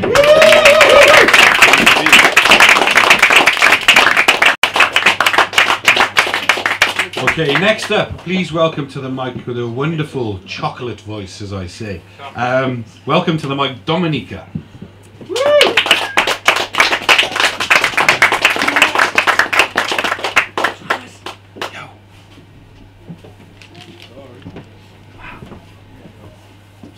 Thank you so much. Oh, Jamie. Killing me every time. Right, loads about love today. I don't know why. I don't really know why. I think this whole aspect of love is, it starts really from the time when we start to love ourselves. And all the other relationships and all the butterflies in the stomach. Doesn't make any sense if we don't love ourselves. So let me start. Nothing compares to me. And even if there is a tiny percentage of your eyes shining similar to mine, you are still you, and I'm myself. Nothing compares to me, as along the way no one walked behind me from the beginning to the end. You just joined me for a minute, and this journey we share. Nothing compares to me, as your skin is scratched on different body parts, and your veins are rather blue, not green as mine. Nothing compares to me, as you and me hear and see different to our kind things, and that says nothing compares to you. Nothing compares to you. And even if there is a tiny percentage of my eyes shining similar to yours, I am still myself, and you are you. Thank you.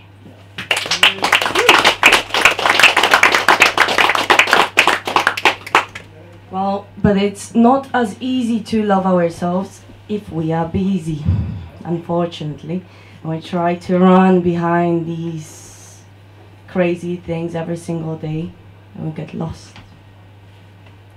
Organized and planned, every minute occupied, everywhere just on time.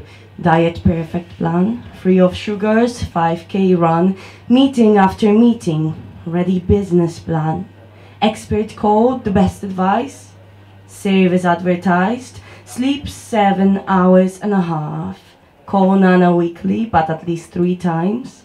Employability skills, level 3 at least. Self-development progress and taking risk.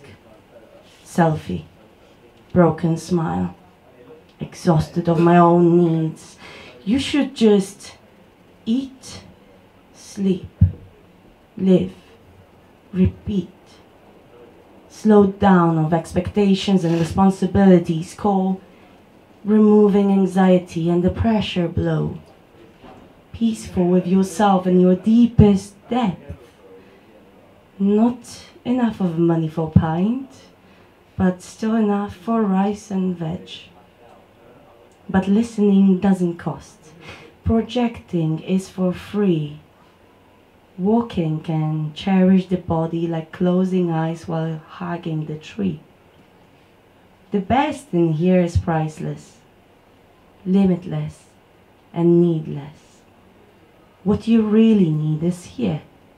You just look for what's speechless. Thank you.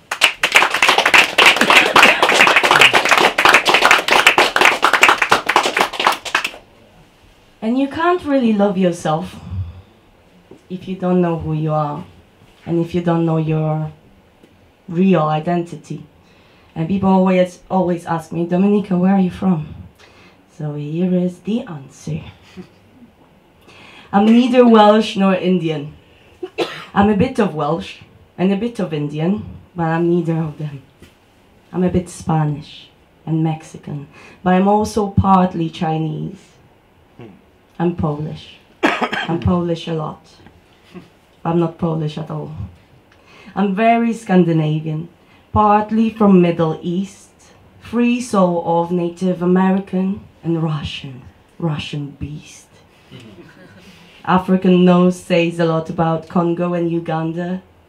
Eyebrows rather dark for Pakistan or Palestine. My Chilenos are crying over there. My Iranian brothers live in fear. There are some starving kids over in Kashmir. Ukrainian sisters still bury their brothers. Kurdish mothers in ruins give their children cuddles. I like polka dots and Scottish tartan. I love Portuguese azulejo and the French lace. Indonesian batik and West African Ankara prints. Why do you clench your fists? What are you fighting for? What is that inappropriate if I'm also the human in this world? How does your favorite tea become English? And where does your coffee come from? You prefer cotton above wool, and black clothes seems elegant, but black body doesn't feel as relevant. The colors of the world is me and you. The patterns of this world is me and you. The nature of this world belongs to us. But don't get too excited. Its beauty is not for mass. The freedom should be free for all of us, not only for those who are free. Let me be free in the world of patterns and colors of my dreams. Let me stand with my brothers and sisters in an equal line. There is really no difference. As we were born, we will all die. Thank you.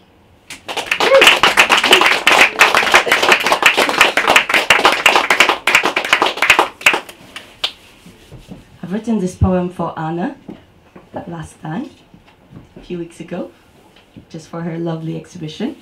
And it's all about grounding. I think love is in grounding, actually. If you're grounded, you love yourself. Rooted in the darkest soil, deepest grounds, years of tearing apart. Rooting, doubled up, and divide. Growing somewhere else, some roots to die. Building up the strength, growing of my base. Body peeling down for new shades of bark. Limbs as branches, longer and stronger, reaching to the sun in its last rays. The light on the crown fills the branches up, heading to the roots and shake the darkness up. That's all in silence. The process is done. Tomorrow, I'll also let the darkness meet the sun. Thank you.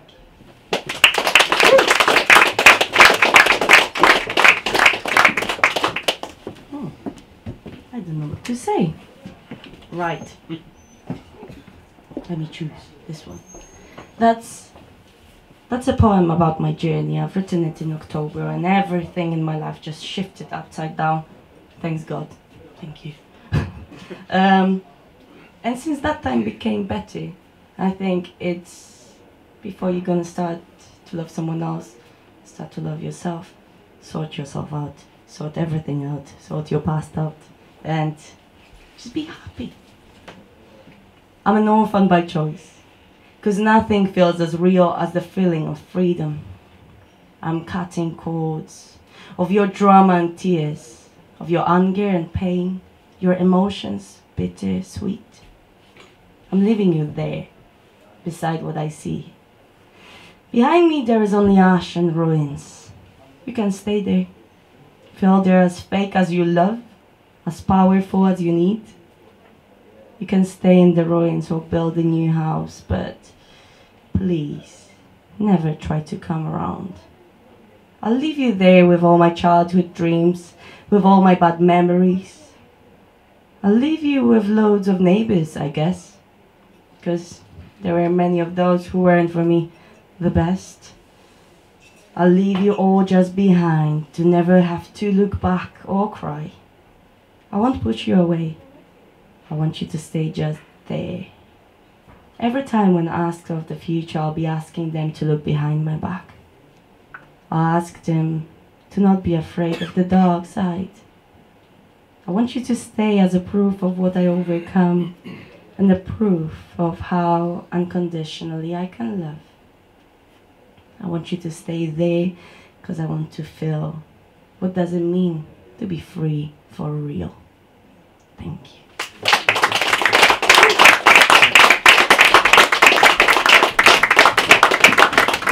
Okay. Next up, a man I had the pleasure of performing alongside at Anna's event recently. Really cool thing. Please welcome Calum.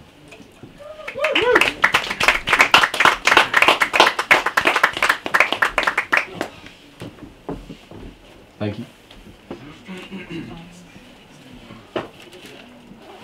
Right, we'll start with this one. I like shouting. It's like yoga to me. There's a lot of tension built up in my poetry that needs rerouting. Chaos inside my reflection that needs a release away from the filters acting like riot police. Indoctrination upon my own diocese, and piously I accept. Normally log and reset, then I come here resisting arrest. Sipping Darjeeling or beer among poetry people, revealing my fears, and I think that's amazing. And you get it too, in abundance. Poetry people have passed through this year in their hundreds, sharing words in their hunger, serving a higher purpose. Because that's what art is. Cathartic. Magnifying something only you saw. Like that baggie you found on the floor, falling from a birthday card from your friend's grandma. Or that point in a friendship where you're not sure if it's turning into something more.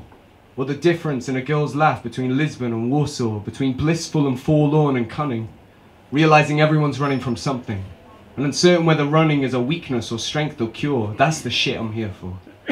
Drawn into your own portraits. This isn't jury duty, but I treat this like a court date. It's weird writing a poem about poetry. But as the wind always blows onto trees and pens upon a page, I'll always write about my earthly days, fondly speak and leave. With a nervous heart and broken knees and token green to finally go to sleep. I'll know you, no doubting, and you'll be knowing me. My name's Cal, I like shouting, and I write poetry. Thank you.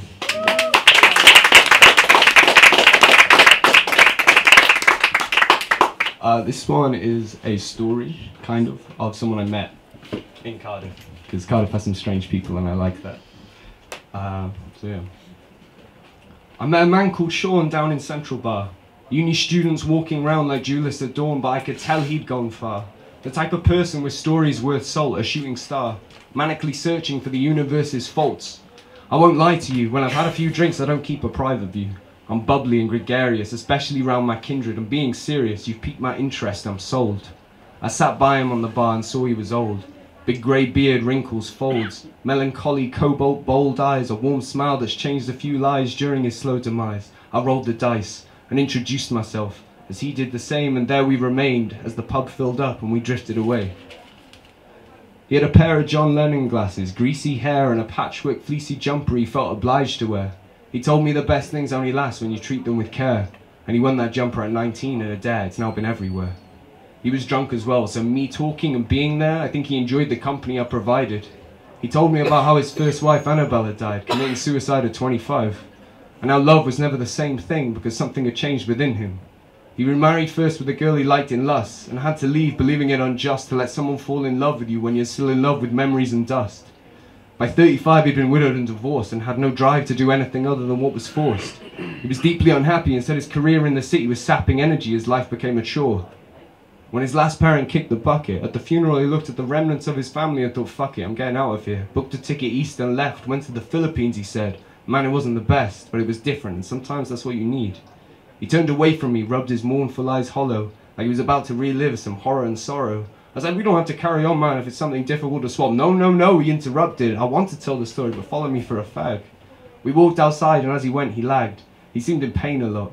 He walked hunched, utilising a metal cane for support. We lit up and delved straight back into the talk. He robbed in Manila, did odd jobs to keep him busy as a filler. He told me about what he'd seen. Eventually. Orphans as young as 3 sent out into the streets. The dust of the city settling in the night on your sheets. The smell of putrid meat seeping into your nose slowly and surely. Massage parlours where young girls are always calling. He said he began falling, drowning, a fiend. By 40 in the Philippines he was downing rice wine and addicted to morphine. He said addiction's a funny thing because it feels like love. And when you're alone there's nothing else above, that's just what you want most. There was that devil tugging at his coat, Beelzebub, the rest is a blur right up until the point he overdosed. As he lay dying, trying to understand what this all means, Annabelle appeared to him in this narcotic death fever dream. And Sean leaned into me close, he said he felt like he was going home. He was gripping my arm and he looked alarmed because I think he could see I was tearing up. Time slowed down, my heart was speeding up. I choked and frowned. I smoked my cigarette puffing. I said, I'm sorry, I don't know what to say. Don't say anything, I was dying, it meant nothing. It must have meant something. Did she speak? His eyes fixed on mine, Sean half smiled into the wrinkles, the beards, into the folds of his cheeks. She spoke to me like a child. Nothing I didn't know already. But now I feel less tired and I don't chase death. He can come when he's ready. Thank you.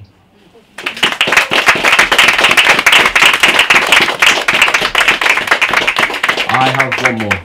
So, if you're tired of me, we can all smile. Give me the strength I desire so I can hold my friends when they tire. Give me the knowledge and wisdom, not college or Christendom. Humanism based on empathy and hearing to listen, not to repel.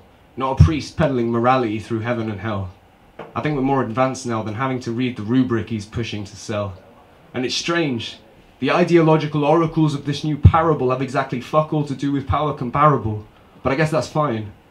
Whilst we dine on the signs given by the down and outs downing whiskey and rye, doing flowery lines off plates of all different kinds. Satiate themselves in worse health to educate against our cursed selves. Teach me the strength I possess so I can hold my friends depressed. Teach me what I am and why I'm the way I am through trial and error, man. Trudging from Melbourne, Southend and Siam, the mirror looks and sighs again. Attacking me, rapping badly. Maybe it's my time of the month. Full moon's out, here comes the wolf then. I guess the only thing left to do is try again, keep giving. Bojack said life's shit and sometimes you keep living. What's the point of me giving in, making a fuss, sympathy digging too? I'm a master in the art of muddling through. Pass me the pipe, yeah I live in vice, but even a broken umbrella tries to provide shelter and I'm getting better. I'm getting better. Oh, I'm in a bad mood, let me fix this. I feel like a cool dude in this business. Making gin in the basement, bathtub wasted, what is this? Take a sip man, it feels like fucking Christmas. My tongue and lungs are dry, throw me the Rizzlers. You get me by my contextual clues, ... ellipsis. And in the distance the plot thickens with a sweetheart and passes. It's hard to spot a person's red flags through rose-tinted glasses. And I don't know if I try that hard anymore, purely for the reason everybody's a bad guy in someone else's story. I've done some questionable things, man, you don't know me. Rage, brimstone, revenge and fury. I've lost many friends tying up loose ends. No moral base for the people I've chased. The Dharma bums, I'm in a karma slum. I deserve what I get, I know this to be true. The glasses set on me are tinted roses too. It's stupid and sad, everybody out here is like the United Nations, waving their flags in each other's faces, but still the chasers. With no real fucking basis, loose ends, tied to laces. Making gin in the basement, bathtub wasted, what is this lonely business? Soaking up the sludge of people's context and existence. I have no answers, but I remain persistent. Fuck me, finishing work at 4 AM, walking home from the aftermath of day's end, doing it all for a payment. A cadence in my voice to pay rent as a choice, when I prefer watching stars and fading with a joint. This way makes me docile. Real life feels hostile, and this way has a certain style with more miles walking down the coast smile. Hopeful hearts, numbers to dial, easy to rile, my wings to span, I'm high as a fucking kite, fly all night and never land. The grainy view of my parents' perfection is clogged in a gradient of sediment. The wind is fledgling, and it blows down the inactive chimney, incredulous, impressively. She's not resting. At 4 AM a rat goes about his pesting as though I ceased existing. And cresting over the hill his soul unleashed a new day, an unknown origami to unfold. A story in the imagination untold, a temperature rises but I'm still cold. Shawled as dark as Satan, fuck me finishing work at 4 AM, making sense of this city's mayhem.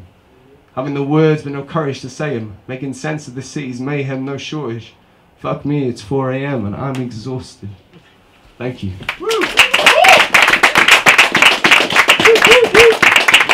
Okay, we've got 3 acts left. The first of the 3 acts left is Finn. A round of applause for Finn, please.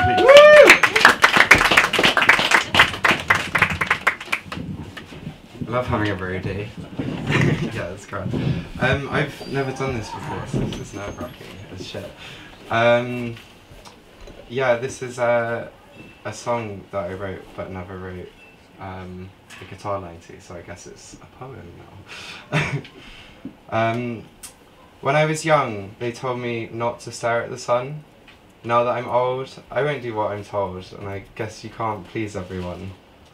When I was a child, they told me not to look into the sky, and I think that they were hurried and a little bit worried about the distant lives that I'd find.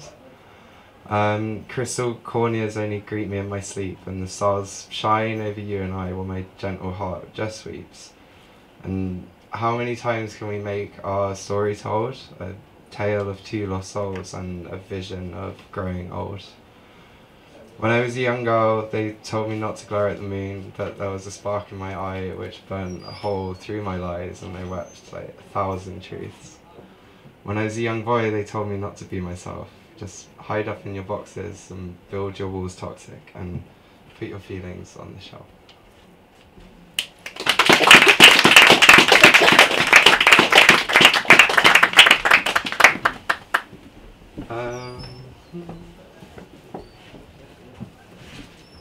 So this was, yeah, this is a song which I play when I play live, and it's called Bedbugs, and it's something that I'm just really happy with lyrically, and yeah. Struggling to sleep. Drifting through the realms of the being and the being, my cluttered conscious is colliding with the subconscious dreams and collecting memories of the distant lives that I've seen. Struggling to sleep, aching to accept that I'm in a bit too deep and unable to egress from the shattered shell that I keep with my patterned pincers pinching. You're resting in your deepest sleep, and I'm just so jealous of all the people that you see. Struggling to sleep, my carnival mind is whirring with all the faces that I've never seen. You lie there so tranquil in your state of inner peace. Your mind's a ticking clock, tick-tock, ticking through the beats. There's metronomic clarity in the deaths and lives you've seen, and alter your sense of reality and go somewhere you've never been. You're running from all the pain which you've never had the time to stop and see. You never had the time just to simply be in dreams. Struggling to sleep, I blame you for my countless flaws, and I wish that I could see your beauty through my wounded gauze and kiss you through the sheets of lunar light and sweat and sex and all of those delights, and all the love left in a tent under purple starry skies, and murmured ruminations of the passing of a life, because though we might have changed, you only bring me love, and you only bring me clarity, and you only bring me light.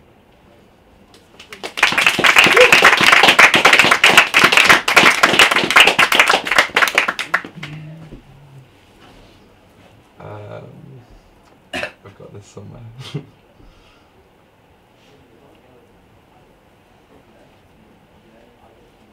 I always forget where I was. I lost myself for a minute there, and I nearly opened the box.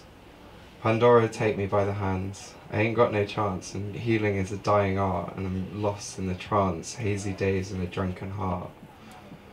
It's hard to escape the voices in my head like the waves that break, and it's easy to forget when I'm lost in an ocean of regret. Loneliness creeps in under Christmas hearth, and bitterness comes biting in from my broken heart. Happy Valentine's Day! You're a musician or a singer, or you're used to being on, or an actor, if you're used to being on stage, it's never easy to just get up and do poems first time, so yeah, nice one. Okay, next up to the mic, please welcome Sam.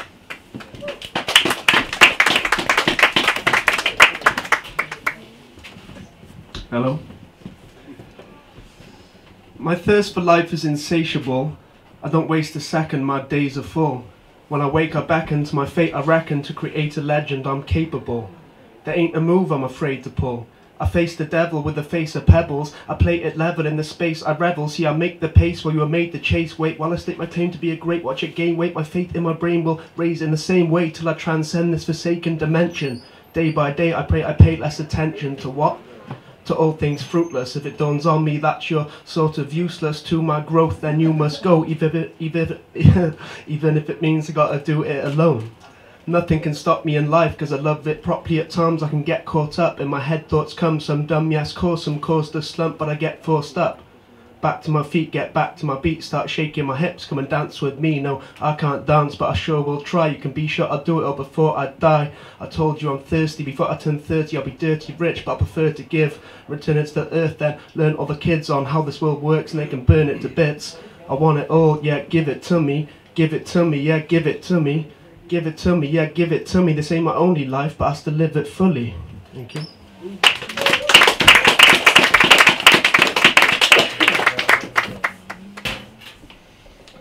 This is just a little poem that I wrote today in work. I work in a mental health hospital, so it's about that. How many lives fall victim to the madness that ensues when they dip into the madness that has just accrued after too many years of living with a passion for anything that isn't beneficial to themselves at the core? Then they're helpless to fall at the misguided hands of a system that wishes to help and to heal, but is inclined to plan for their wellness with a zeal that allows little room for the opinions of those suffering. The individual parts know nothing of the corruption of the whole, so the ruptions in the souls of those summoned in droves can just grow and expand as they suffer their hopes being dashed in the face of imbalanced science and vested interests. You know it's best to invest in misinformation when the reality isn't bringing favour to your further attainment of wealth, but how well must it pay to stop the strain on your wellness? And when the gains reach their drought and the pain leaves you helpless, what do you do then? You take those pills? Do you say goodbye to your days so filled once with promise and pleasure, replaced with horror and terror at the changes inside you as you become a slave to the cycle of the ups and the downs, as you drown at the whims of these muppets and clowns, thwarted by the enforcement of your programs of miseducation? You've really fucked it up now, haven't you? Thank you.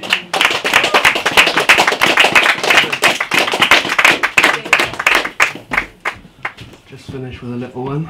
It's Valentine's Day in the morning. Well, look at us, two coloured souls just caught up in the magic. I don't know that I've known so many golden moments, who knew my space was so lacking, and yet it was and still is very full indeed, and I'm not in need, but do please continue to please me. I'm easy going and you leave me knowing all kinds of new things. Yes, you feed my growing with the seeds you're sowing in your life, and I see many good things in your future. How much of it will I see? Well, only time can tell. My time is precious, and so are you to many people, I am sure, but such is the nature of a girl like yourself, with so much to give and so much to tell. May you dispel any energy that stops you from being the woman only you need to be. And from what I can see, that's quite a woman indeed. Thank you.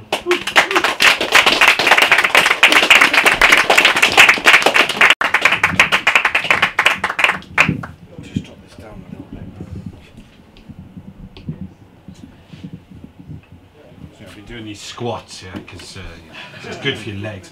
Alastair, please welcome to the mic, wonderful artist. I performed at some of her exhibitions, a bringer together of people. Please welcome Anna.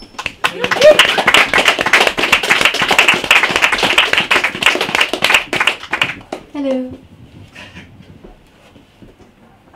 I'm going to start with one I wrote after the first Blue Honey here, which is a drawing of Gareth performing. With beard. With a beard. Yeah, I was all very inspired, so I came home and wrote this. I think I'm going to close my eyes, by the way, guys. Sorry. This reminds me of something. This freedom of people speaking out loud in a yurt. What a wavelength. I was curled up as a ball on the floor, listening to this hurt from people, these hurting people that speak about being equal and of equal matters of the heart. They jump into just the start of their myriads of selves, lending us a candlelit hand so we all feel held into this feeling that reminds me of something. This reminds me of something.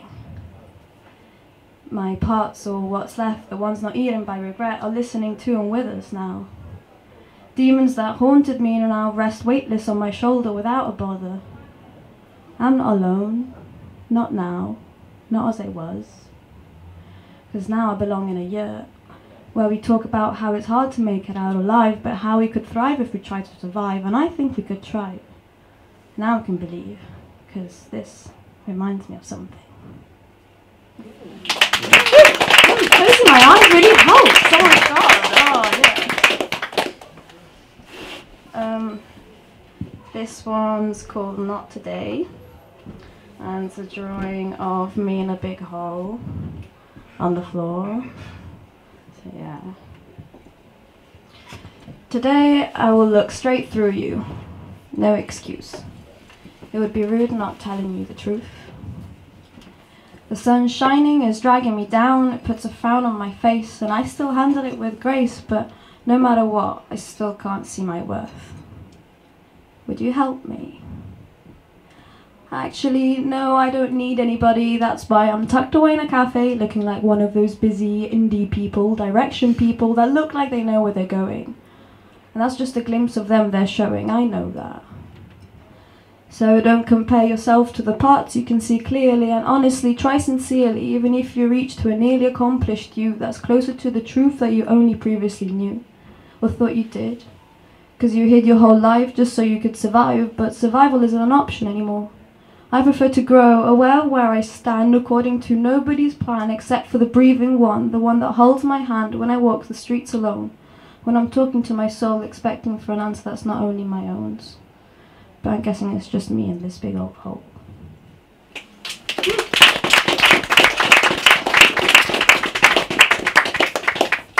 This next one's a cheeky one. It doesn't have a drawing. You've kissed my secrecy like a first-time mystery, a swirling tongue to shiver electricity outwards in and inwards out, a blessing for a few, I have no doubt. But when you accompany the elevated delicacy and taste me exquisitely, I start to see my body as a priority. It's not about giving or taking anymore, it's about sharing, to elevate what we have, to create and grow from. And I'm opening up. You were super duper very welcome inside of me. Enter as you wish, enter as you please. Can you feel the bliss? It's actually not mine, but ours. Staring down at me while being inside of me gives me powers. And your breath can't believe it too. So much synchronicity we've delved into. And my open lips, imagine your cum filling me up, making your dick slip with the force of wanting to be immersed by me. And I'll give you my all temporarily, but I want me back eventually, just to stay on course, gracefully. Thanks.